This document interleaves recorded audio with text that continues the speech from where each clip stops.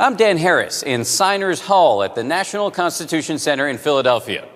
We hardly think of it this way today, but to these men, this was an experiment, starting a new type of government for a new country they were going to call the United States of America.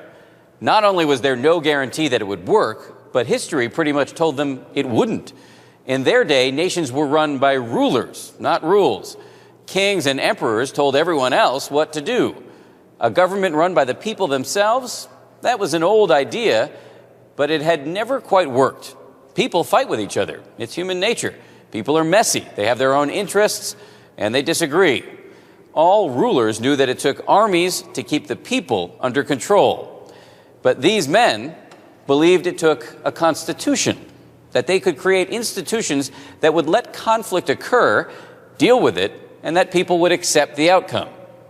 That's what they believed. And in the spring of 1787, it was time to deliver. But they weren't sure that they could. The Constitution was written in a time of crisis. They knew that if they failed at that moment, their country would fail. They responded by starting a nation in one room with just a handful of ideas and a small group of men. 150 years before the Constitution, we were separate colonies of Britain. We were ruled as the king saw fit. He could throw us in jail, make us pay unfair taxes, take our land. His word was the last word. That caused some conflict. In 1776, Thomas Jefferson and 55 other men risked their lives by signing the Declaration of Independence, telling Britain and the world that we weren't going to obey the king anymore. We fought a war to win our independence and started our own government in 1781, the Articles of Confederation. And the Articles of Confederation turned out to be a recipe for more conflict.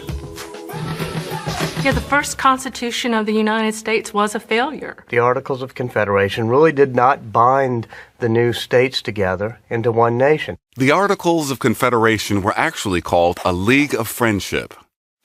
What kind of a nation calls itself a League of Friendship? Remember that the colonists were revolting against England.